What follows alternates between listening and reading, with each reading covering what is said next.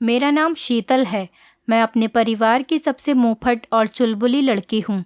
मुझे मस्ती मजाक करना बहुत पसंद था। मैं अपनी शरारतों से सबका दिल जीत लिया करती थी। हम गांव के रहने वाले सीधे साधे लोग थे। मेरे परिवार में मुझे छोड़कर सभी लोग बहुत सीधे थे। मैं तो बहुत चुलबुली टाइप की लड़की हूँ। मेरे घर में 4 भैंस पलती थी। मेरे पिताजी दूध बेचा करते थे। दूध लेने के लिए हमारे घर एक औरत बड़ी सी केन लेकर दूध लेने आती थी और पूरे हफ्ते का दूध एक ही साथ लेकर चली जाती थी। उनको हम सब बड़ी अम्मा बुलाते थे। बड़ी अम्मा से हम सब लोगों की बहुत अच्छी जान पहचान हो गई थी। अक्सर वो हमारे लिए खाने पीने की चीज़ें ले आया करती थी। बड़ी अम्मा हमारे घर बहुत सालों से आ रही थी। उनका इस दुनिया में अपना कोई भी नहीं था, इसीलिए मेरी माँ उनको फ्री में दूध दे दिया करती थी। सिर्फ हमारा घर ही नहीं, बल्कि वो हफ्ते में एक एक दिन सबके घर ज़रूर जाया करती थी और वहाँ से कुछ न कुछ ले लेती थी, या घर वाले खुद ही उनको अपनी खुशी से कुछ भी दे दिया करते थे। जिन जिन घरों में वो जाती थीं, वहाँ पर मशहूर था कि बड़ी अम्मा के हाथों में बहुत बरकत है। जिस घर से कोई चीज़ लेकर जाती हैं, उस घर से बरकत कभी ख़त्म नहीं होती। मैं उस वक्त बच्ची थी। जब बड़ी अम्मा हमारे घर पर आती थी तो मैं उनके कंधे से चिपककर शरारतें करने लगती थी और वो मुझे बहुत प्यार से बहलाती, मेरे गाल सहलाती थी। हम सब बच्चे बड़ी अम्मा के पीछे किसी बारात की तरह लगे रहते थे। वो जहाँ जाती हम उनके साथ साथ जाते थे और उनको गांव से निकाल कर ही वापस आते थे। मगर लोगों की ये बात तो मुझे अक्सर झूठ लगा करती थी कि अम्मा जो चीज़ लेकर जाती हैं उससे उनके घर में बरकत आ जाती है, क्योंकि हर मंगलवार को जब वो हमारे घर से दूध लेकर जाती थी तो उस दिन हमें दूध की कमी पड़ती थी। कई बार तो हमारा दूध बिल्ली पी जाया करती थी, या तो जिस भैंस का दूध वो लेकर जाया करती थी वो बीमार हो जाया करती थी, या फिर दूध गिर जाता था। अगर ये सब नहीं होता तो दूध खराब हो जाता, लेकिन ऐसा हर बार नहीं होता था, कभी कभी हो जाता था। मेरी माँ बहुत सीधी थी। उन्होंने कभी इन बातों की तरफ ध्यान ही नहीं दिया था। मैं अक्सर माँ का ध्यान इन बातों पर लगाना चाहती थी और वो मजबूर होकर कहती कि शीतल बेटा, कभी भी इंसान की बुराई नहीं करते। तुम देखो, जब अम्मा दूध लेकर नहीं जाती तब भी तो दूध खराब हो जाता है। ये भैंस इससे पहले या बाद में भी तो बीमार हो जाती है, और कल रात ही तुम्हारी लापरवाही की वजह से बिल्ली सारा दूध पी गई। अब क्या इसका इल्ज़ाम भी तुम बड़ी अम्मा पर लगाओगी? माँ की बातों पर मैं चुप हो जाया करती थी, लेकिन मैं अपना क्या करती। मुझे तो बार बार ऐसा ही लगता था, जबकि मेरी बड़ी अम्मा से कोई दुश्मनी नहीं थी। वो तो बेचारी बल्कि मेरी बहुत तारीफ़ करती थी और मुझे खाने के लिए चीज़ और पैसे भी दिया करती थी। खैर, ऐसे ही देखते देखते मैं बड़ी हो गई। अब मेरी उम्र 18 साल हो गई थी। अब मैं इस बात को बिल्कुल भूल चुकी थी कि बड़ी अम्मा की वजह से कुछ होता है, लेकिन मेरी उम्र की इस बढ़ोतरी ने मेरे सामने एक नया मामला लाकर खड़ा कर दिया। मैं 18 साल की थी कि ये बात मैंने अच्छे से समझ ली थी कि हमारे घर में बहुत साफ़ सफाई रहती है, सब लोग रोज़ाना नहाते हैं, लेकिन बड़ी अम्मा बहुत गंदी रहती थी। उनके शरीर से बदबू भी आती थी। मैंने माँ को बड़ी अम्मा की गंदगी की तरफ ध्यान देने को कहा। माँ ने तो मुझे फिर से ऐसे ही डांटा और कहने लगी कि वो साफ़ सफाई करें या न करें, तुम्हें क्या मतलब है? तुम बेवजह हर मामले में अपनी चोंच मत लड़ाया करो। माँ की डांट की वजह से मैं इस बात को भी भूल गई, लेकिन एक हफ्ते तक बड़ी अम्मा नहीं आई। मुझे तो बहुत खलबली मची हुई थी कि भला ऐसी भी क्या बात हो गई कि बड़ी अम्मा दूध लेने नहीं आई। मैं रोज़ माँ से कहती कि बड़ी अम्मा नहीं आती, अब क्या हो गया उनको, क्योंकि हमने ऐसा कभी नहीं देखा था कि वो हमारे घर पर ना आई हों या उन्होंने किसी भी दिन छुट्टी की हो। लेकिन फिर वो पूरे 1 महीने तक नहीं आई। माँ भी परेशान हो गई थी कि आखिर बड़ी अम्मा क्यों नहीं आ रही। जाने बेचारी पर कौन सी मुसीबत आ गई है, कहीं वो मर तो नहीं गई। इस बात पर तो मुझे भी गम हुआ था कि बड़ी अम्मा तो बहुत अच्छी औरत थी, पता नहीं उन बेचारी के साथ क्या हो रहा होगा जो वो यहाँ पर नहीं आ रही। हमें तो उनके घर के बारे में भी नहीं पता था कि कहाँ पर है उनका घर, वरना जाकर उनके बारे में मालूमात कर लेते। खैर, ऐसी नौबत भी नहीं आई और अगले महीने वो हिलती ढुलती हमारे घर चली आई।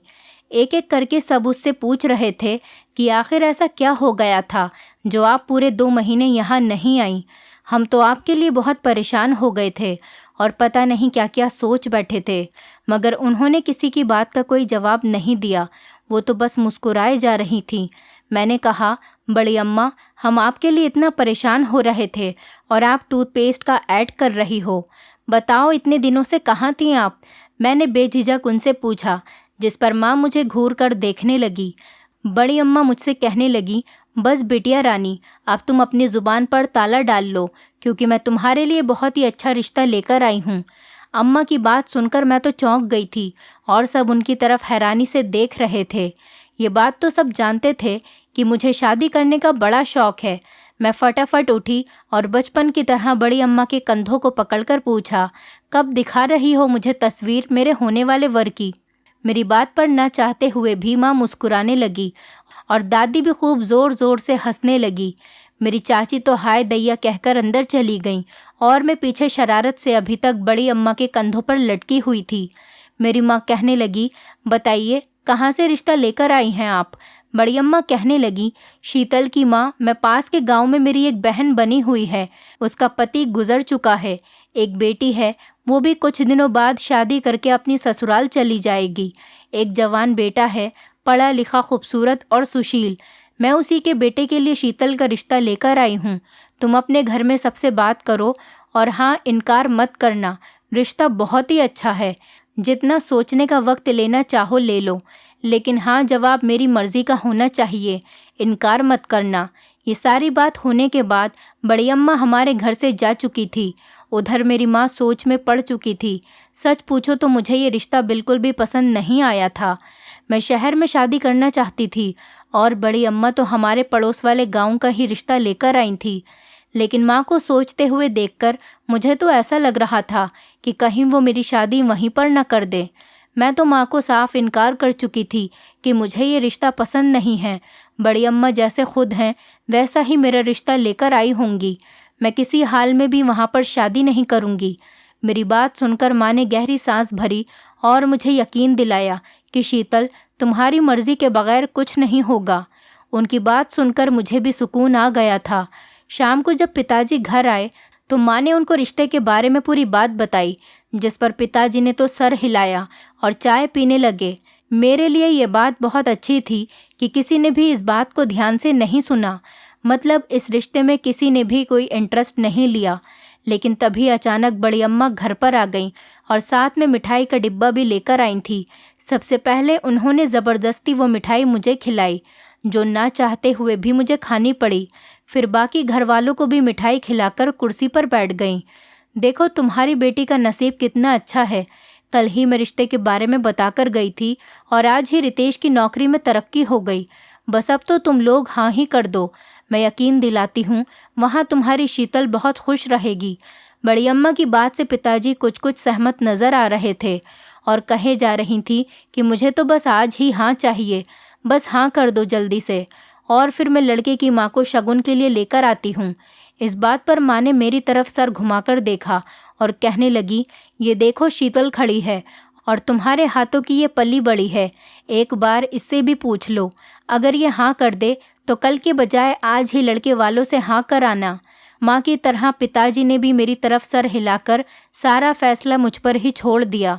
मैं तो हर बात बेझिझक कर दिया करती थी, मगर मैं इनकार करना चाहती थी, पर ना जाने कैसे मेरा सर इनकार के बजाय हाँ में बदल गया। मैं खुद दंग रह गई कि मैंने ऐसा क्यों किया। मैंने तो अपने मुंह से ना करना चाहा था, पता नहीं कैसे मेरे मुंह से हाँ निकल गई। मेरी हालत तो बहुत अजीब हो चुकी थी। मेरे हाँ करते ही बड़ी अम्मा ने आधा मिठाई का डिब्बा दोबारा खोला और सबको खिलाकर चलती बनी। सभी घर वाले बहुत खुश थे, मैं भी खुश थी। मुझे भी ये सब कुछ अच्छा लग रहा था, लेकिन मेरे अंदर ही अंदर ना छुपी बैठी थी। मेरा दिल कह रहा था कि तुम्हें इनकार करना चाहिए था, मगर तुमने अपनी ना को हाँ में बदलकर बिल्कुल भी अच्छा नहीं किया। हैरत की बात तो ये थी कि हम सब घर वाले खुश ही नहीं बल्कि बहुत ज़्यादा खुश थे, मगर ये सब अचानक ही हुआ था। खैर, इसी दौरान मेरी शादी की तैयारियां शुरू हो चुकी थी। मुझे कुछ समझ में नहीं आ रहा था कि मैं क्या करूं, मगर ना चाहते हुए भी कैसे हम खुशी खुशी तैयारी कर रहे हैं। दादी, माँ और चाची खूब मिलकर मेरी टांग खींचा करती थीं। हम लोग एक दूसरे को खूब छेड़ा करते थे। ऐसे ही हंसते खेलते हम अपनी शादी की तैयारियों में मगन हो रहे थे। पिताजी भी बहुत खुश थे मेरे लिए और उन्होंने बहुत अच्छी क्वालिटी का फर्नीचर का ऑर्डर दे दिया था। मेरे दहेज का सामान आना शुरू हो गया था। पूरे गांव की काम करने वाली औरतें सुबह सुबह हमारे घर में जमा हो जाया करती थीं। कोई कुछ काम करवाती तो कोई कुछ। ऐसे ही हंसते खेलते वक्त का पता ही नहीं चलता था। रात को जब मैं सारे कामों से फ्री होकर अपने बेड पर जाकर लेटती तो मेरे दिमाग में एक सोच सी आई थी और मेरा दिल अजीब सा महसूस कर रहा था, जैसे कोई मुझे ये शादी करने से मना करना चाह रहा हो। मैंने इस बारे में बहुत सोचा, बहुत गौर किया, मगर ना तो मुझे इनकार की वजह समझ आई और ना ही इतना खुश होने की। अभी मेरी शादी में 5 दिन बाकी रह गए थे। बड़ी अम्मा फिर हमारे घर चली आईं, लेकिन इससे पहले वो लड़के वालों को मेरे परिवार से मिलवा चुकी थीं। मेरी सास और नंद दोनों ही मुझे बहुत अच्छी लगी थी। मेरी ससुराल में मेरी सास, एक छोटी नंद और मेरे पति, ये तीनों साथ मिलकर रहा करते थे। मैंने अपने होने वाले पति की सिर्फ फ़ोटो देख रखी थी। फ़ोटो में ही वो काफ़ी स्मार्ट और पढ़े लिखे दिखाई देते थे। उस दिन तो बड़ी अम्मा सुबह सुबह हमारे घर में आ गईं और बहुत खूबसूरत और सादा सा लाल कलर का लहंगा मेरे पास लेकर आईं और कहने लगी कि अपनी शादी वाले दिन तुम्हें यही लहंगा पहनना होगा। मैंने काफ़ी दिनों से ये लहंगा तुम्हारे लिए बनाकर रखा है। तुम्हें अपनी शादी वाले दिन यही पहनना है और इसी को पहनकर इस घर से विदा होना है। वो लहंगा कोई अच्छी क्वालिटी का नहीं था, मगर मुझे अच्छा लगा जब बड़ी अम्मा ने मुझे इतने प्यार से वो लहंगा गिफ्ट किया। मेरी शादी का लहंगा तो पहले ही बन चुका था, लेकिन बड़ी अम्मा की बात मानने के लिए मैं उस लहंगे को पहनने को तैयार हो गई और ये तय हुआ कि मैं इसी लहंगे को पहनकर अपने ससुराल जाऊंगी। धीरे धीरे करके वो वक्त भी आ गया कि मेरी शादी का दिन आ चुका था, लेकिन मैं नहीं जानती थी कि वो खुशकिस्मत दिन मेरी आने वाली पूरी ज़िंदगी को बर्बाद करने वाला है। सिर्फ एक उसी दिन के लिए कोई बहुत पहले से तैयारी में लगा हुआ था और अब वो तैयारी मेरे ससुराल जाने के बाद ही पूरी हो सकती थी। शादी वाले दिन बात बात पर मेरी आंखों से आंसू बह रहे थे। माँ, पिताजी, दादी सभी लोग बात बात पर मुझे चुप करा रहे थे और मुझे गले से लगा रहे थे, क्योंकि मैं अपने घर की सबसे लाडली बेटी थी। मेरी माँ का कहना था कि मैं इस घर की रौनक हूँ। दादी भी चुपके से अपने आंसू कई बार साफ कर चुकी थी। खैर, जैसे ही रितेश ने मेरी मांग में सिंदूर भरा, उसके बाद मैं खुद पर काबू नहीं रख पाई और विदाई के वक्त खूब दहाड़े मार मार कर रोने लगी। मेरी तबीयत बहुत ख़राब हो गई और मैं वहीं पर बेहोश होकर गिर पड़ी। बारात में आए सभी लोगों में खलबली मच गई कि दुल्हन को क्या हो गया। मेरे बेहोश होने पर सबसे ज़्यादा परेशान बड़ी अम्मा हुई। मेरी सास को तो जैसे कोई फ़र्क ही नहीं पड़ा हो। मेरे बेहोश होने पर डॉक्टर को बुलाया गया। जब डॉक्टर आए तो उन्होंने कहा कि मैंने बहुत ज़्यादा टेंशन ली हुई है। मेरी तबीयत ख़राब होने की वजह से मेरी विदाई 1 हफ़्ते बाद हुई। बड़ी अम्मा ने तो बहुत चाहा कि मैं अभी इसी वक्त विदा होकर अपनी ससुराल चली जाऊं, मगर मेरे घर वालों ने मानने से इनकार कर दिया। अभी तो किसी ने मेरी शादी की मिठाई भी नहीं खाई थी जब मैं बेहोश हो गई। मेरी सास बार बार बड़ी अम्मा की तरफ देख रही थी और बड़ी अम्मा मेरी सास की तरफ। पूरी तरह से उन दोनों के चेहरे के रंग उड़ चुके थे और ना चाहते हुए भी मेरे ससुराल वाले वापस चले गए और मुझे 1 हफ़्ते की और मोहलत मिल गई। उस 1 हफ़्ते में मैंने एक बात बहुत ज़्यादा महसूस की। बड़ी अम्मा पूरे हफ्ते लगातार रोज़ हमारे घर पर आती रहीं। अब मुझे बड़ी अम्मा से चिढ़ होने लगी थी।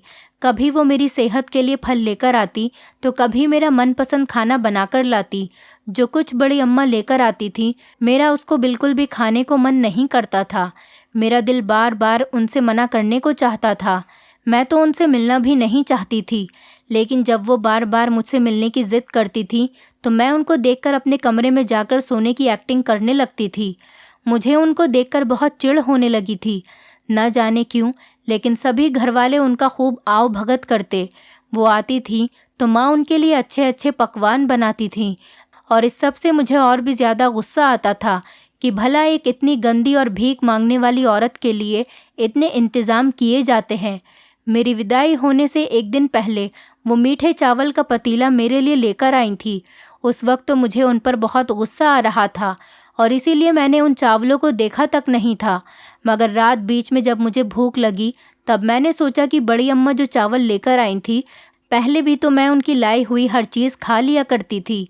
मैं जब किचन में चावल लेने गई तो पतीला बिल्कुल खाली पड़ा था, जिसे देखकर मुझे बहुत ही गुस्सा आया।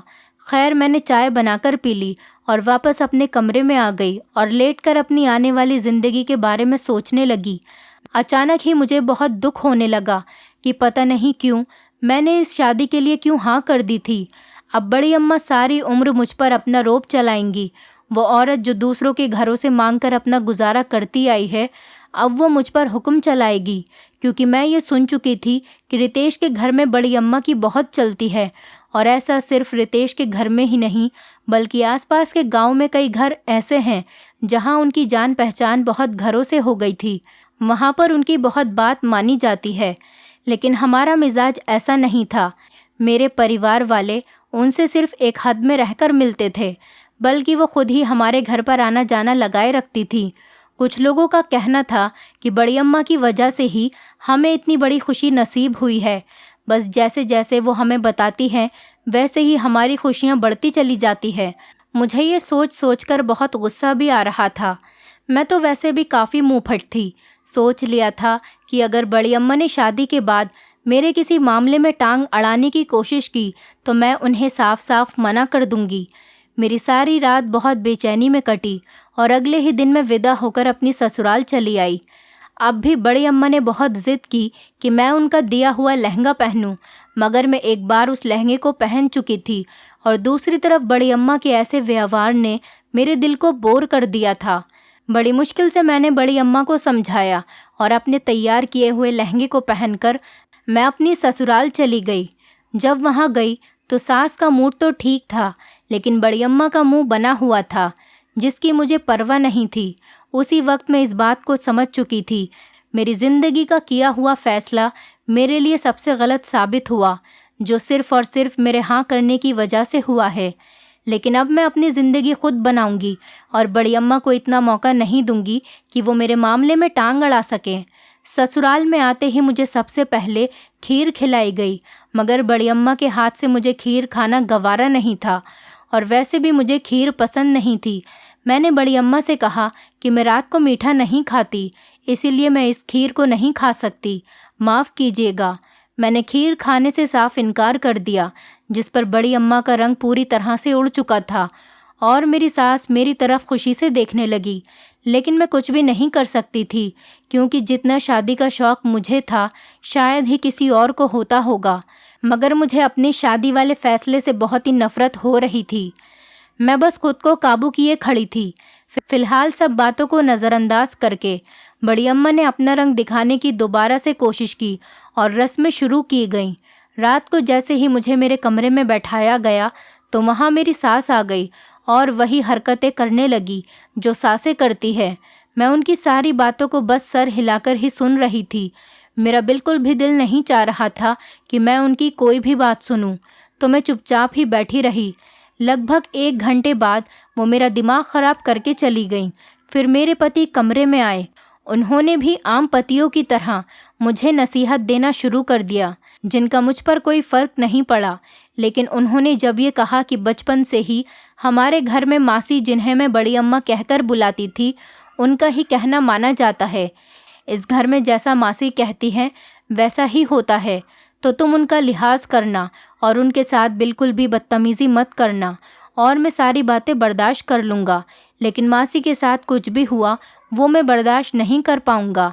मैं दंग रहकर अपने पति से उस अम्मा की बात सुनने लगी, जिनके पास जाते वक्त मैं अपनी नाक बंद कर लिया करती थी। तो अभी मौके की नज़ाकत देखते हुए मैंने सिर्फ हाँ में सर हिला दिया और चुप ही बैठी रही। शादी के अगले दिन भी बड़ी अम्मा हर काम में अपने आप को आगे कर रही थी और हर काम में बढ़ चढ़कर हिस्सा और अपनी राय मशवरा दे रही थी और मुझे देखकर प्यार से मुस्कुराने लगती, मगर मुझे घिन आने लगी। खैर, जैसे तैसे शादी निपट चुकी थी और सारे मेहमान अपने अपने घरों को वापस लौट गए थे। पीछे मेरे लिए सास और पति तो थे ही, जिनके साथ मुझे सारी उम्र रहना था, मगर बड़ी अम्मा आजमाइश की तरह मेरे गले की हड्डी बन चुकी थी, जिसे मैं ना निगल सकती थी और ना ही उगल सकती थी। शादी के कुछ दिनों बाद ही बड़ी अम्मा भी अपना सामान पैक करने लगी और अपने घर जाने के लिए तैयार हो गई, जिस पर मैंने राहत की सांस ली। नंद का व्यवहार तो नॉर्मल ही था, लेकिन मेरे पति का व्यवहार बस ठीक ठाक था। लेकिन अजीब व्यवहार तो मेरी सास का था, जो बड़ी अम्मा के जाने पर बेवजह रोए जा रही थी और मोहब्बत से बार बार उनके हाथों को चूम रही थी। मैं इस ड्रामे से बोर होकर वहाँ से वापस जाने लगी तो रितेश की घूरती हुई निगाहें मुझ पर पड़ने लगीं। न चाहते हुए भी मुझे बड़ी अम्मा से गले लगना पड़ा। गले लगते वक्त बड़ी अम्मा मुझसे कहने लगी, क्या हुआ शीतल बेटी, तुम तो मेरी जान हुआ करती थी, तो अब मेरी तरफ से इतनी उखड़ी उखड़ी क्यों हो? मुझसे कोई गलती हुई है क्या? बड़ी अम्मा ने मुस्कुराते हुए पूछा, क्योंकि वहाँ सब मौजूद थे और अगर वहाँ कोई भी नहीं होता तब भी मैं यही कहती कि हाँ, मेरा दिल नहीं चाहता आपसे बात करने को। मैंने कहा, कुछ नहीं बड़ी अम्मा, आपको वहम हुआ है, ऐसा कुछ नहीं है। और मैं वापस अपनी जगह खड़ी हो गई। जिस वक्त हम उनको छोड़ने के लिए दरवाजे पर गए तो मुझे ऐसा महसूस हुआ कि वो मुझे बहुत गहरी सोच की नज़रों से देख रही है, या शायद वो कुछ और सोच रही है, लेकिन मुझे उनकी कोई परवाह नहीं थी। इसीलिए मैं उनको नज़रअंदाज करके अंदर चली आई। शादी पूरी तरह से निबट चुकी थी, तो मैंने घर के मामलातों पर गौर किया। छोटे से लेकर बड़े काम तक घर के मामलातों में बड़ी अम्मा को ही अहमियत दी जाती थी। वो हमारे घर में न रहने के बावजूद भी हमारे घर के हर फैसले में मौजूद थी। खैर, अब मैंने सोचा कि ये औरत तो मरकर ही हमारे घर का पीछा छोड़ेगी, तो इनको नज़रअंदाज करके बाकी लोगों का ख्याल किया जाए। एक दिन मैंने गौर किया कि मेरी सास बहुत अजीब हरकतें किया करती थी। खासकर वो रात को एक काले रंग की धोती पहनती थी और उसी को पहनकर सोती थी। मुझे बड़ी हैरत हुई कि भला आज के दौर में कौन धोती पहनता है।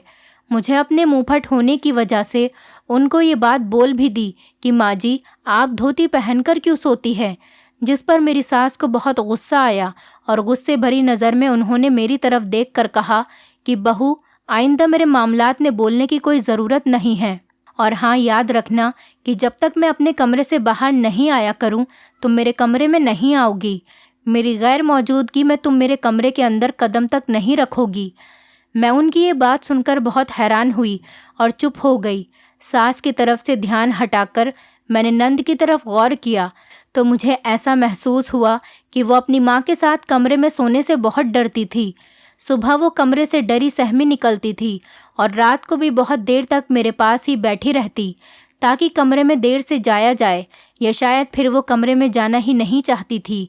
ये हालात देखकर मुझे कुछ गड़बड़ी महसूस हुई और मुझे ये ज़िद लग गई कि मुझे हर हाल में अपनी सास का राज जानना ही होगा। एक दो बार मैंने अपनी नंद से भी पूछने की कोशिश की। वो मुझे कुछ बताना तो चाहती थी, लेकिन बोलते बोलते चुप हो जाती। मेरे अंदर एक अजीब सी खलबली मची हुई थी।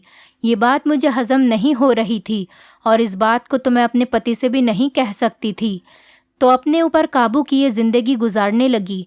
मगर उस राज को जानने का मौका ईश्वर ने खुद ही मेरी झोली में डाल दिया।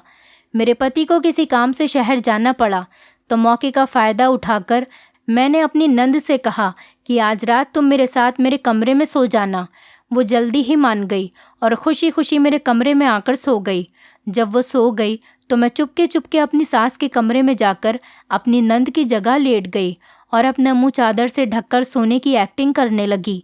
लेकिन मुझे पता ही नहीं चला कि कब मुझे गहरी नींद आ गई। सुबह उठी तो ये देखकर मैं दंग रह गई कि मेरी सास इतनी ठंड में ज़मीन पर बेसुध हुई आंखें बंद किए बैठी थी और उनके करीब मेरे शादी वाला लहंगा पड़ा हुआ था, जिसमें जगह जगह काफ़ी छेद हो रहे थे। ये देखकर तो मेरे होश उड़ गए। भला ये क्या हो रहा था? सास वैसे ही आंखें बंद किए बैठी थी और मैं जल्दी से उठकर भागने की कोशिश करने लगी, मगर मेरे पैर में अचानक ही मोच आ गई। मुझे उस वक्त अपनी सास से बहुत ही डर लग रहा था। मुझे उस कमरे में बहुत ख़तरा महसूस हो रहा था। अचानक ही मेरी सास ने अपनी आंखें खोली तो उनकी आंखें बिल्कुल खून की तरह लाल हो रही थी और मुझसे कहने लगी, मैंने मना किया था ना कि तुम मेरे कमरे में मत आना, फिर क्यों आई? सास की आवाज़ बहुत ही ख़तरनाक लग रही थी और उनके मुंह से बहुत ही बदबू आ रही थी। मैंने कहा, माँ मुझे माफ़ कर दीजिए, मैं आइंदा आपके कमरे में कभी नहीं आऊँगी और मैं आपकी सारी बातें मानूंगी। मैं बहुत डरी हुई थी। उस वक्त मेरी कुछ समझ में नहीं आ रहा था और वो मुझे कुछ भी कहती तो मैं कर जाती। उन्होंने मुझसे कहा कि ठीक है, माफ़ कर देती हूँ, लेकिन ये बताओ कि तुम किस बात की जासूसी में लगी हुई हो। मेरी सास ने मुझसे रौब से पूछा और मैं रोने लगी कि कुछ नहीं माँ जी, मैं तो बस यहाँ सोने आई थी, प्लीज़ मुझे यहाँ से बाहर जाने दीजिए। इससे पहले कि माँ जी दोबारा मुझे कोई जवाब देती, अचानक से ही दरवाज़ा खुला और मेरे पति अंदर आए। उन्हें देखते ही मैं बेहोश हो चुकी थी। फिर उसके बाद मुझे मालूम ही नहीं कि मैं कहाँ पर हूँ और कहाँ नहीं। लगभग 7 घंटे बाद मैं होश में आई तो मेरे पास मेरी नंद और मेरे पति बैठे हुए थे। उन्हें देखते ही मैं दोबारा से चीखते हुए कहने लगी कि मुझे माफ़ कर दीजिए, मैं कुछ नहीं जानना चाहती। अब मैं ऐसा कुछ भी नहीं करूँगी और ना ही माँ जी के कमरे में जाऊँगी। मेरी नंद मेरी तरफ आई और उसने मुझे पानी पिलाया और मेरी कमर सहलाने लगी। कुछ देर बाद जब मैं अपने होशो हवास में वापस आई तो मैंने रितेश का हाथ थामा और उनसे पूछा, रितेश, आपको मेरी कसम है, आप मुझे सब कुछ सच सच बता दीजिए कि ये सब क्या हो रहा था। मेरी बात पर रितेश कुछ देर तक तो चुप ही बैठे रहे और कहने लगे कि मासी जिन्हें तुम बड़ी अम्मा कहती हो, वो और मेरी माँ दोनों सगी बहनें हैं और मेरी मासी को कोई तांत्रिक बाबा मिल गया जिनके पास रहकर उन्होंने थोड़ा बहुत काला जादू सीख लिया। ये तब की बात है जब उनकी शादी हुई थी। उनके घर में पति के अलावा और कोई नहीं होता था, तो वो चुपके चुपके काला जादू करने लगी थी, जिसकी वजह से कभी उनकी कोई औलाद नहीं हुई। जब उनके पति को उनकी हरकतों के बारे में पता चला तो उन्होंने उनको तलाक दे दी।